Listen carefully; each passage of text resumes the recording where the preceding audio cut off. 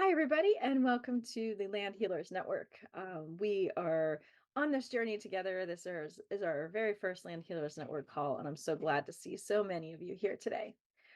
So I am Dana O'Driscoll, and be leading this call and leading these calls as we sort of grow this network together.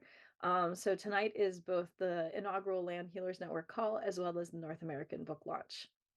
And so the way that we're going to be doing these, and we're going to be doing them at least once a quarter, we might do them more often if there's interest, is basically there's going to be three parts to each of these calls, and they're going to be interactive. So we're going to start with some kind of opening practice. That could be the meditation, a reflection, some visioning, divination, etc. So sort of a way of bringing us all together, connecting us, sort of aligning our energies, even though we are obviously scattered across the globe. And then I will have a presentation or sort of a workshopy bit, which will be recorded, which would be me and or one or more other guests. So if there are people doing really good work in our community, we might have a conversation and so on. And then we'll also be doing Q&A, kind of an open Q&A and large and small group discussions. And none of those parts are going to be recorded. So we're only going to sort of record the workshopy bit. And those will also be interactive, and there'll be a chance for people to sort of get into smaller groups and talk and share. And I know some of you are super excited about that. Some of you aren't. So for those of you who aren't, you can always leave the call before we do that part. So I do want to spend just a little bit of time talking about who I am and some of the practices that I bring to the table. So I think most importantly, I've been an animist bioregional druid for almost 20 years. I am from Western Pennsylvania, and I live in Western Pennsylvania now. I've also spent a great deal of time in New York, New York State, the state of Indiana, and the state of Michigan. But Pennsylvania is my home, and I'm glad to be back here. Um, this image on this slide is a little slice of the 5-acre homestead that my partner and I tend, and we practice a lot of permaculture, regenerative agriculture. We're getting now into biodynamic agriculture. We do a lot of rewilding, herbalism, and so on. And I also do a lot of that work in the broader landscape. I live in Western Pennsylvania. We have a lot of extractive activity here. We have everything from mountaintop removal to acid mine drainage and unsustainable logging practices. And so definitely not just here on the land, but out on the land. And I do have my permaculture design certificate and my permaculture teacher training certificates. As a druid, I currently serve as the Grand Archdruid, and I'm an Aleve Adept in the AODA, the Ancient Order of Druids in America. And in OBOD, I am a Mount Haemus Scholar and an OBOD Druid. And I've written a couple of books, and I have a couple of decks, including the Land Healing, Physical, Metaphysical, and Ritual Approaches to Healing the Earth. A lot of the books that I write are really exploring the intersection between nature, spirituality, and sort of the world of spirit, and nature and the world of nature, and humans. And so really thinking about the alignment of humans, nature, and sort of how can we move from being sort of people who maybe mindlessly consume and take to people who reciprocate. So how can we turn ourselves into guardians, caretakers, healers of the land? So obviously the new book is definitely doing that. And I've been writing for, oh, I don't know, a really long time. I want to say something like 14 or 15 years, maybe longer, at thedruidsgarden.com. And I'm on Instagram as an artist at the Druids Garden Art. And finally, I'm the co-founder this year of the Pennsylvania School for Herbalism. So obviously, this is the presentation and sort of opening of the Land Healing book. And what I'm going to do tonight is really share with you sort of the philosophies and perspectives from this book. So this book is available March 28th, 2024 in North America, and May 28th, 2024 internationally. You can get it from major booksellers, and you can find more on my website, or you can also go to Red Feather's website, but you can just go to your local books, and also you can request it at your local bookstore, which is always great. So I'd actually like to start with a meditation, and just a way of bringing us back into ourselves, back into the present place, and just as a place. So go ahead and just take a moment to just settle into your body, and start by just paying attention to the breathing. Each one of us, we're taking in breath and we're releasing. We're breathing in oxygen and releasing carbon dioxide. The trees are breathing in the carbon dioxide and releasing the oxygen. And so we are already in a sacred cycle with the living earth and with nature as we breathe in and out. So just really Pay attention to your breathing. Take a couple of deep breaths as you release. Sort of feel that breath releasing your stress and tension and allowing you to be fully present in this place and just sort of releasing anything that is not focused on the work that we are doing here together.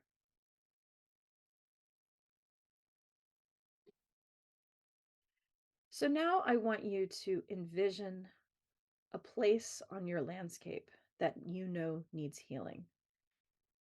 Could be physical healing, it could be energetic healing, it could be a place that is within your control, maybe land that you own, or it could be a place that is outside of your control. It could be a place that is going to be destroyed by humans or bulldozed or whatever, or it could be a place that's already had that suffering. And I want you to firmly fix in your mind that place. As you form that image in your mind, pay attention to what is the healing that could happen. What is the first thing you could do? Maybe it's just going there and witnessing. Maybe it's being present. Maybe it's planting seeds. So just take a moment to really be present with that place.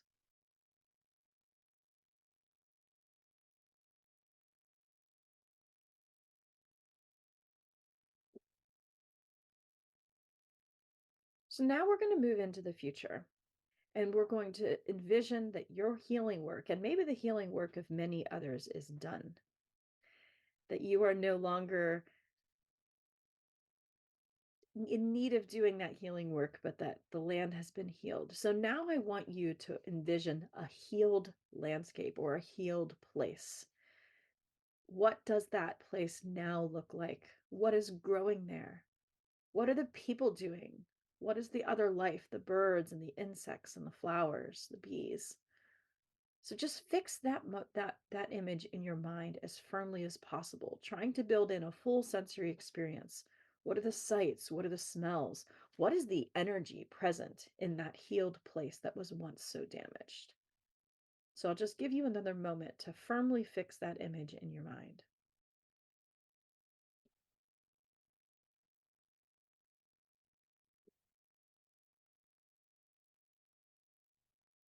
Now, with that image fixed in your mind, just send a little bit of that love, that image to the place.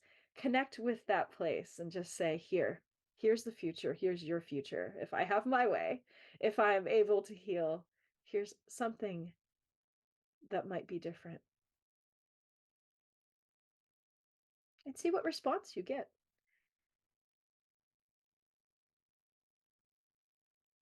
Okay. And now just take a few more deep breaths and sort of feel yourself settling back into our physical reality, coming out of our meditation.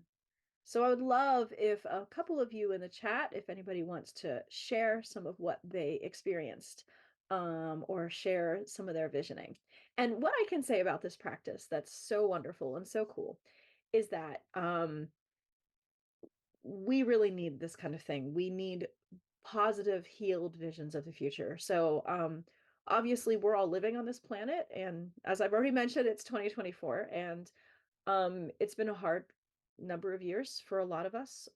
We've seen a lot of ecological devastation. We've seen a lot of stories and narratives are currently present in our world that things are just going to keep getting worse and worse, and that is the dominant narrative.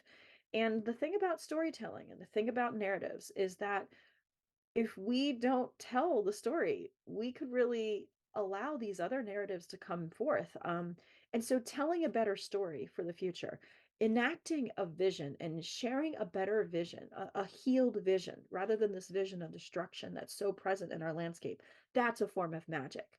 And what I just encouraged you to do was sort of to do that visioning and radiate it to your land.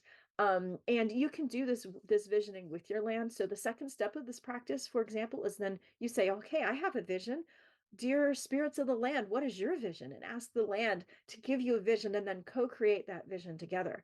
Um, and you can do this on ruined places. You can do this in wounded places. And it is so powerful. And it gives you a spark of hope and a spark of life. So I have it's called Sulphur Creek. It's where I grew up. It's a couple of miles from my family's house, and we used to go and eat ice cream. And there was a little ice cream shop right in front of Sulphur Creek. And the creek is maybe like 50, 75 feet from the ice cream shop, kind of down, kind of a little embankment, covered in Japanese knotweed.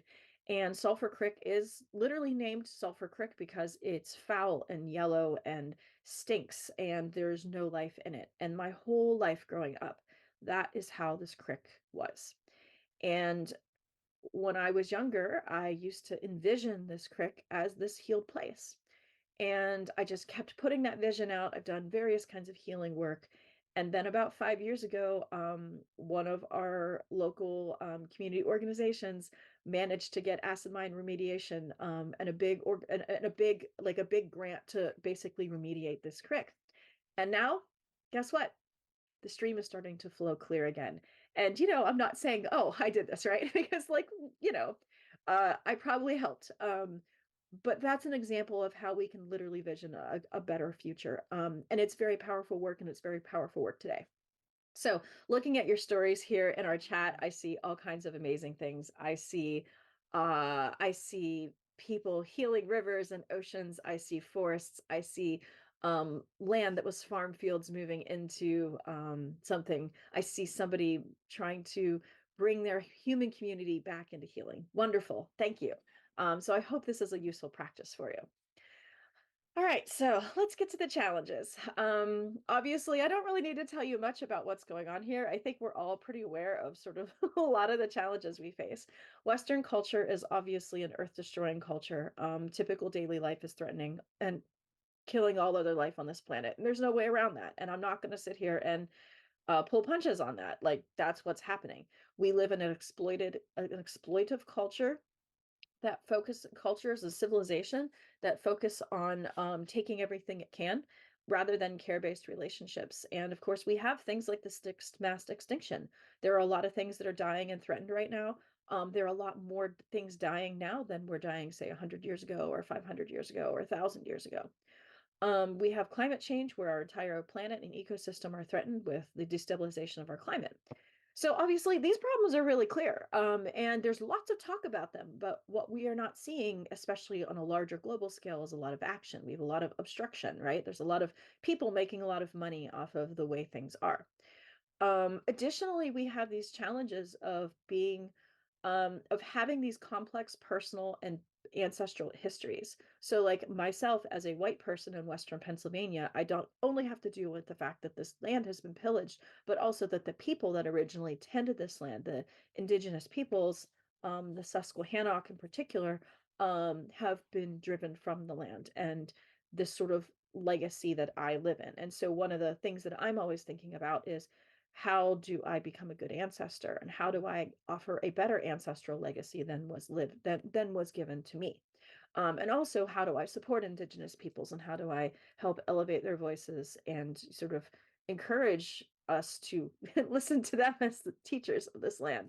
And so there's a lot of challenges that we face, and I think there's a lot of disempowerment, and a lot of the work that I've really focused on is thinking about, well, how do we change that narrative? So one of the ways that we can change that narrative is through land healing. So what is land healing? Land healing is to patch up a breach or division, to be restored to health, or to make something once again sound and whole. So actually, all three of those definitions from the dictionary, actually from Merriam-Webster, actually fit this definition really well. So we might think about this in at least three directions. One is regeneration of the earth. This is through things like replanting, regeneration, rewilding, food forests, conservation efforts. So this is where we physically are directly healing the earth. And there's a lot of ways we can do that, particularly either on land that we ourselves have, or either, I hate the term own, but like using the modern term, we either own the land, or we can do it with local wildlands or damaged lands. You don't have to own land to do this work. Um, we can also work on restoring land-human connections. So how do people learn about nature? How do we teach them to use nature and value nature to meet their direct needs? So things like, I do a lot of like work with herbalism and plant walks and wild foods. to teach people value in nature. And while I teach that, I don't teach it in an exploitive way. I teach it in a regenerative, nurturing way. So we go out and we harvest autumn olive, multiflora, and garlic mustard, which are things that need to be harvested. And that's a way that humans can do good. And we scatter milkweed seeds and other things. So we're sort of doing restoration of the earth while we're doing restoration of human land connections. And then, of course, there's this big piece of metaphysical work, which hasn't really been part of the reason I wrote Land Healing is because there hasn't really been a great deal of conversations within sort of the broader sphere of neopaganism or druidry or nature spirituality on sort of how do we actually do this and what are good theories for it? How do we keep ourselves safe while we do it? And that kind of thing. So these might be ceremonies, healings, blessings to support the spirits of the land and help address ongoing human caused damage. And that's really tough work, but it's good to know. So what does this healing look like? Well, here is one example of what this healing might look like. This is actually one of my best friends. Her name is Linda. She runs Nature's Harvest urban permaculture farm, and she went from having a typical lawn to having this beautiful, abundant garden that has perennials and annuals, and that also has a lot of community support. And she teaches children here. She's like a radiant light to her community. So that is one example of what that healing could look like on a physical scale, but also there's a lot of metaphysical that goes into that. So in the book, I present this framework, which I'm going to spend some time sort of talking through. And I think the most important thing, there's sort of two important pieces of this, right? The first thing is that we all can do this work. I get a lot of questions from people who are like, oh, well, I live in a city, or, I have a physical disability, or I don't have a car, or I don't have any land. And like, yeah, okay. Everybody needs to grow where they're planted. There's always something that we can do. Maybe you're doing ritual work. Maybe you're doing community education. Maybe you're nurturing another generation who's going out and doing things. Maybe you have land, but you're not physically able to tend that land, but you can invite others there. So the whole point here is that there's sort of all these metaphysical and all these physical things, and each of us can find something. Um, so in terms of the physical land healing, sometimes we can heal the land directly. We can regenerate soil. We can support ecosystems. We can do conservation work. We can create refugia and sanctuaries for life, replanting. I mean, there's so many things. Like you just saw Linda's front yard, right?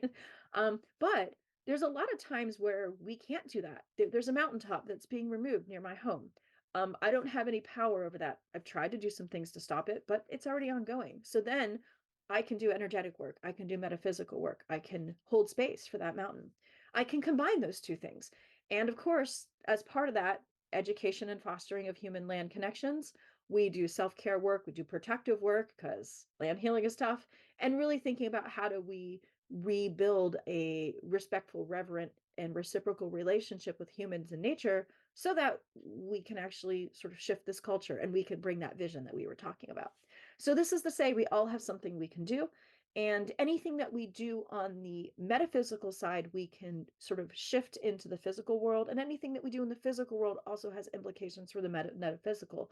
So if there is a world of spirit and there is a world of matter, working one helps the other, and working both is really great. So this is sort of, ancient occult hermetic philosophy. I'm not telling you anything new, but obviously if we do healings and blessings, that can manifest physically. And if we do physical things, that can manifest in the world of spirit. So anything that you do is good. All right. I also want to talk a little bit about this as a land healing as a spiritual practice, because I think that a lot of people who are practicing any kind of neo-paganism or earth-based spiritualities are really struggling with how do I align my inner beliefs? How do I align my reverence and care and respect for nature with my outer actions, with the fact that I live in this world that's really difficult, right? So how do I make a meaningful difference? And so a lot of this stuff is sort of saying to yourself, okay, well, if I practice any kind of paganism or nature spirituality, druidry, I'm recognizing that I'm a part of nature. That part of my role is to be a good ancestor and is to be in a place of care.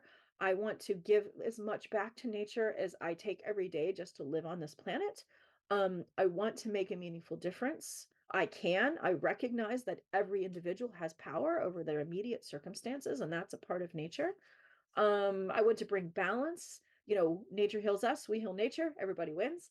Um, but also, I think another piece of this is that when you start picking up this work, you really are going to build a much deeper relationship with the spirits of nature and the world of nature. You work directly with the land and her spirits, and as soon as you're bringing that healing energy in, then that energy is being returned to you, and that reciprocal deep connection just continues. And I think that's a really important piece of this, is that a lot of people practice nature spirituality and have reverence, but when you start working on behalf of nature, nature starts working on behalf of you.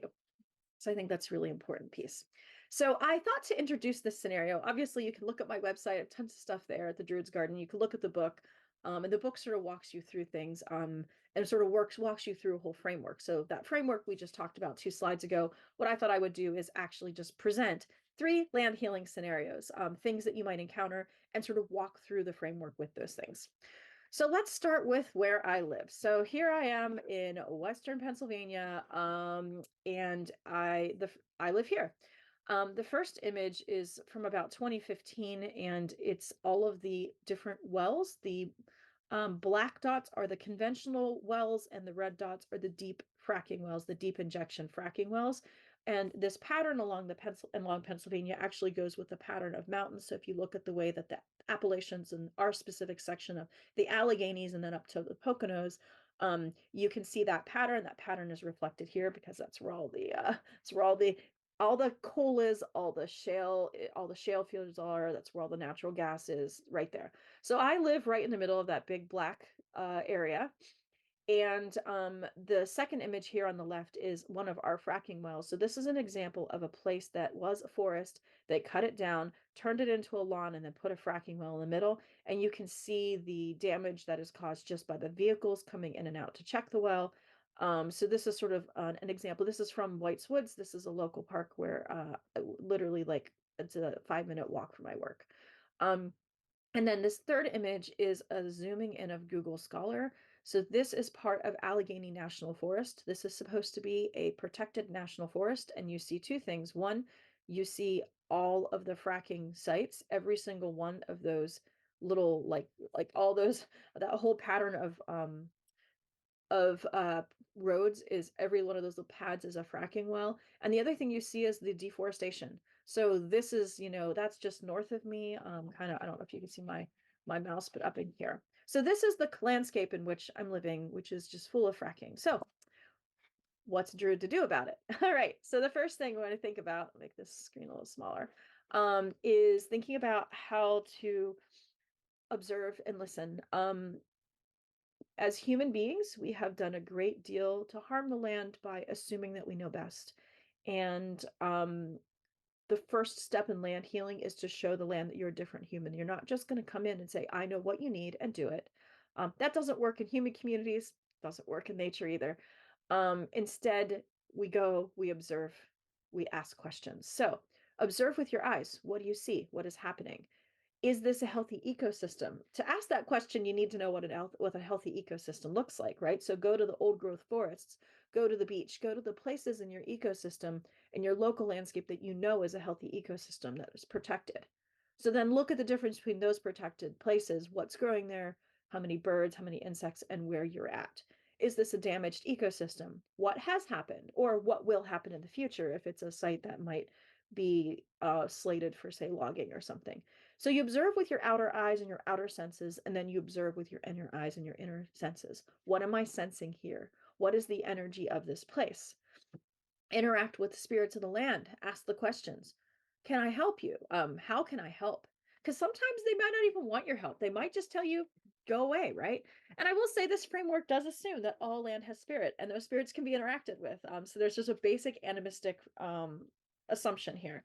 And part of being a land healer is recognizing that you are working with the land spirits, the genus loci, the larger spirits of the land, individual spirits, as a collaborator. You are not doing this on your own. You're doing this in collaboration with the spirits.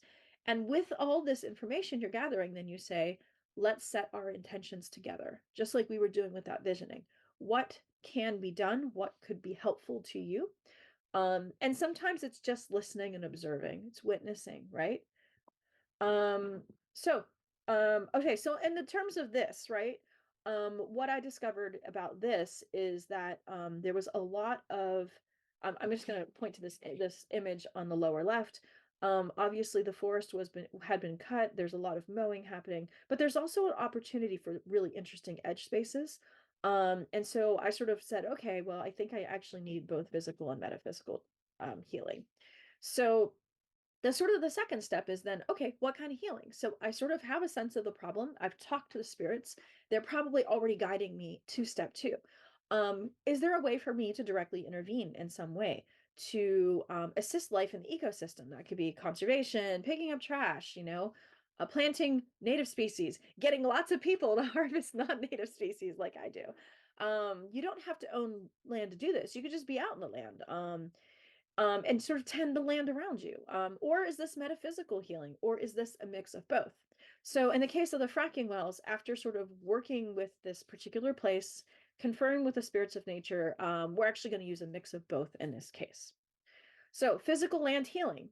Again, the observation and interaction is so key. That's permaculture principle, and it's the first one. And, permaculturists, we like to observe and interact for a full year before we do anything. Doesn't hurt to do such a thing with land healing if you have the time and space. Sometimes you don't. So here's some of my observations. Installing the wells themselves created lots of disruptions in the ecosystem. They disrupted a lot of meadow and forest ecosystems. There's continual maintenance on the wells that requires roads, but edge spaces, but sometimes those edges might be sprayed.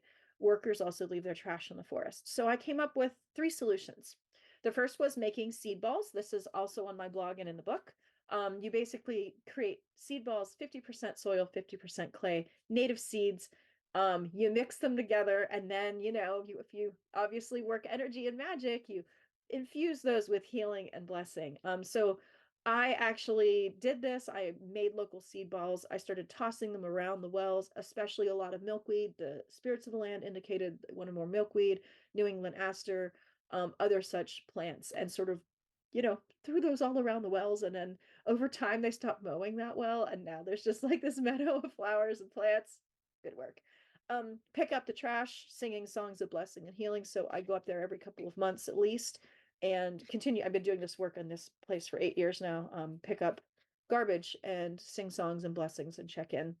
And then raising awareness. There's a whole group of people that are fighting against logging this forest, and we tend this land. So these are 3 physical land healing things that we did. But then you can also say, well, what about metaphysical healing? Is there opportunities for blessing or land healing or palliative care? And I'm going to just take a moment to explain what I mean here because this is important. Different land may have different needs in terms of energy work. And it's very important to ascertain what kind of energy work the land might need. So let's think about the difference between 2 sick friends. One sick friend has undergone a long illness but is now in a place to recover. So this could be like logging or chemical spills, a forest fire, recent construction where now the land can come back and heal. So this is great. You visit your friend, you bring greet it, you bring maybe games and flowers and good food and good energy. So the idea here is that you are injecting the situation with your sick friend with a lot of positivity and a lot of love, land healing, blessing, that kind of thing. But let's talk about your second friend. Your second friend is in a place of sort of ongoing extreme damage, no relief in sight. So this is the mountaintop that's being removed. This is the forest that is being permanently cut down and turned into a conventional agricultural field. This is the lawn that's continued to be sprayed. Well, in this case, maybe you don't inject that land with a bunch of healing energy. Maybe you let your friend rest, you keep things quiet. So this is the idea of palliative care. So in the case of the fracking well, after I connected with the spirits of the forest and I observed, and I did this for about a year, the wells themselves are causing damage, but it's primarily underground damage. So they wanted healing energy directed towards the forest areas, allowing the forest to heal. So what did we do? Well, a couple of us druids snuck up into the mountain. We offered blessing, healing, and protection. This was, like I said, 8 years ago. We snuck up to the park after dark because we wanted to be around and do rituals around the wells, and it's a park where people hike. We selected one well to work at, knowing that our blessing and protection radiates through the forest. Um, And we basically picked one well. It's sort of like using the idea of wassailing and what, the microcosm and then the macrocosm. We opened up a sacred grove.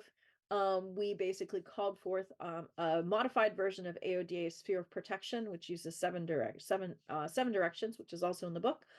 Protecting the forest from the wells. We chanted, we drummed, we used Ogham to raise energy. We chanted birch and hawthorn and holly, bringing in that energy.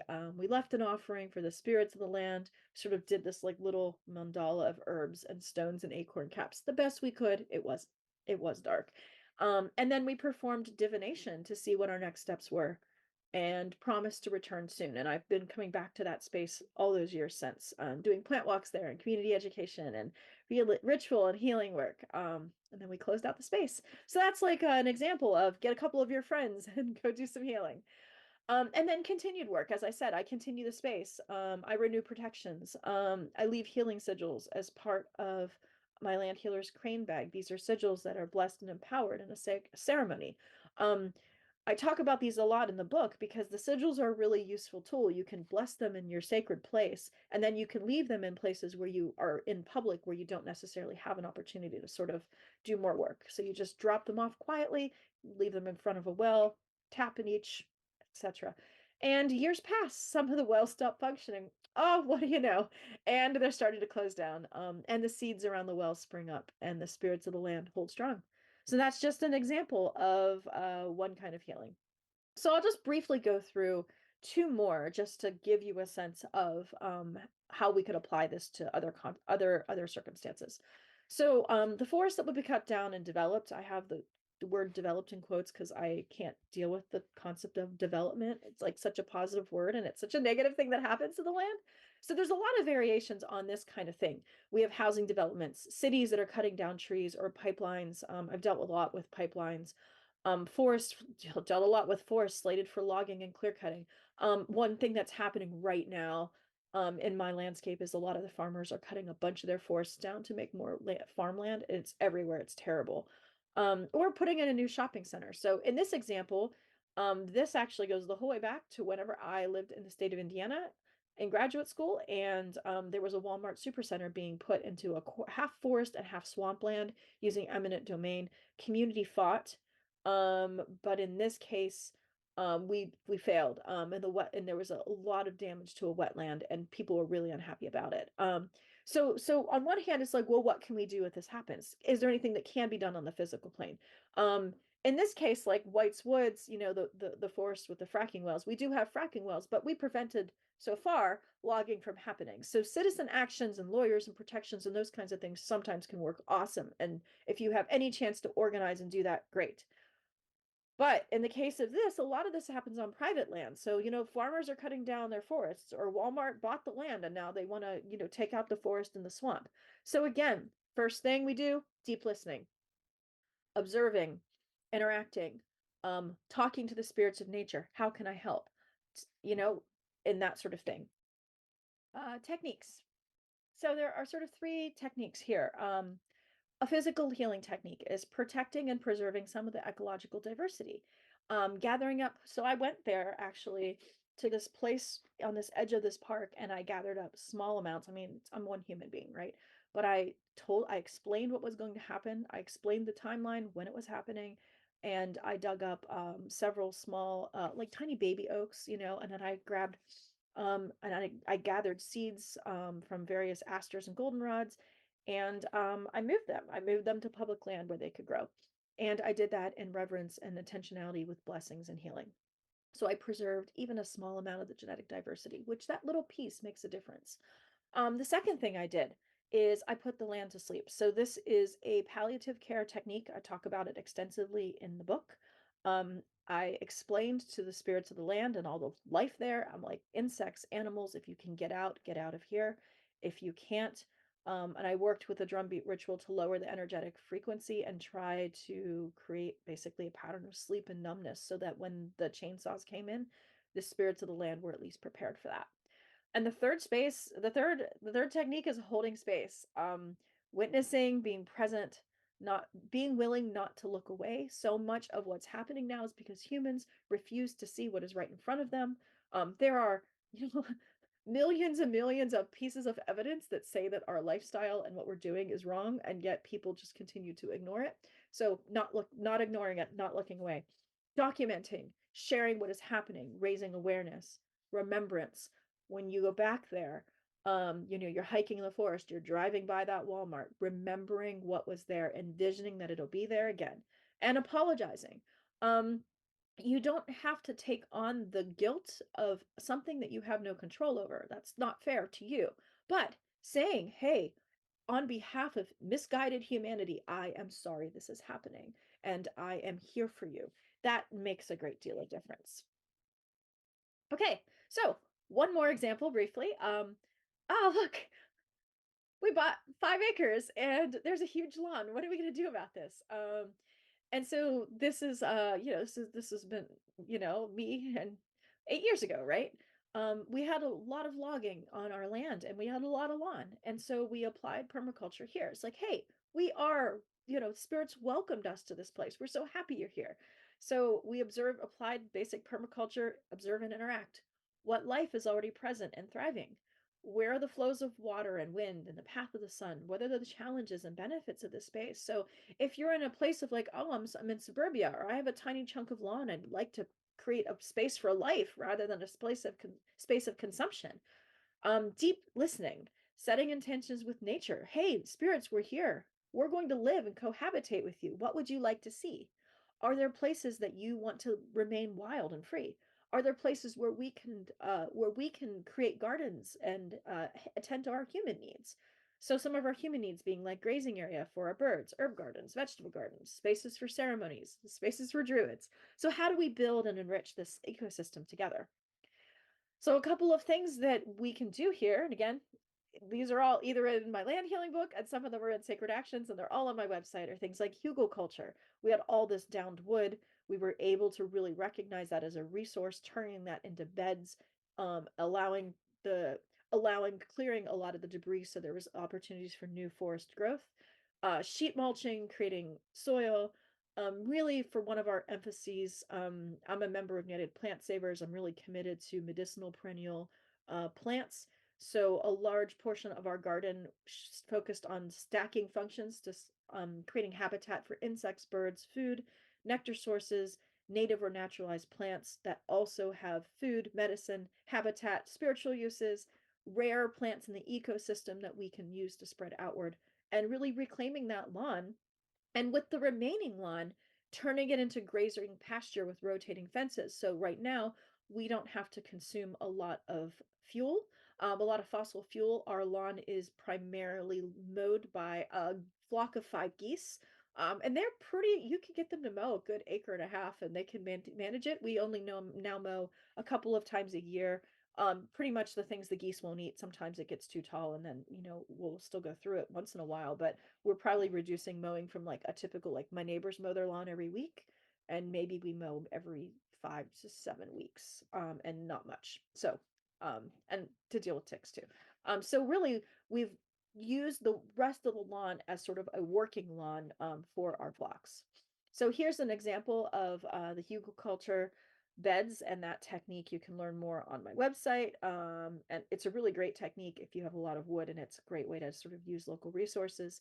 This is actually a set of hugels that we built for our, these are underground below ground hugels in that space I just showed you. Um, so that sort of gives you a sense of it. The other thing that we did here is do refugia. This comes from a book called After the Ice Age. And refugia are small pockets of life that are sheltered from the broader happenings of the earth. In the Ice Age, that was ice is covering the planet. There's really nowhere to live. And so there were these small pockets where maybe it was like a high point or like a little valley where there wasn't ice and life thrived there. And then after things were more hospitable, life was able to spread out.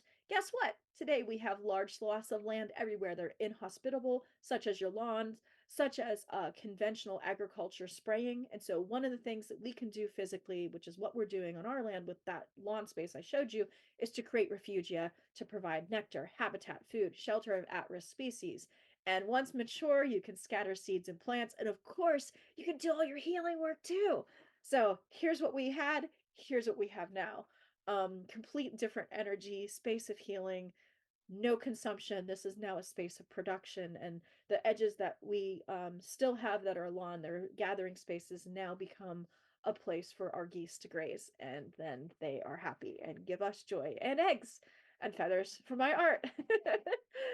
um, Okay, so just to sort of wrap up with some takeaways, land healing can be both metaphysical and physical. So we can think about how do we regenerate the land physically through permaculture, rewilding, organic agriculture, all of these things, but also how can we do it metaphysically, tied to healing, blessing, and also palliative care.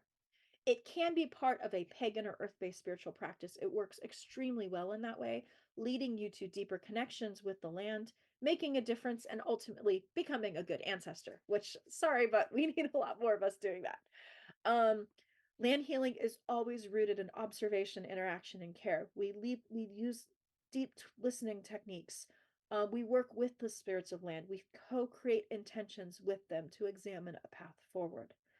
We don't do anything without the permission of spirits of nature because too many humans do that. Physical land healing techniques, lots of techniques. I mean, I just briefly talked about a couple, scattering seeds and hugelkultur and refugia, all these things. Metaphysical, same thing. It's huge. We'll continue to work on that as we go through these different calls. These two kinds of healings can be really brought together for great effect. And of course, healing human land connections. This is another area many land healers take up as a goal, helping humans in their local area reconnect with nature, value nature, share their care. The more that we can radiate care for the broader ecosystem and for the spirits of the land, the better. Um, so, there is a land healers network. I have the details on my website.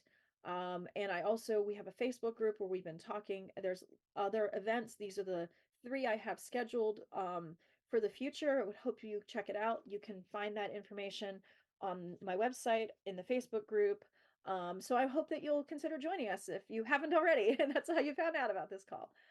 So thank you so much, and I'm happy to take your questions. And at this point, I'll stop the recording so we can sort of just talk and no one else has to be on this video.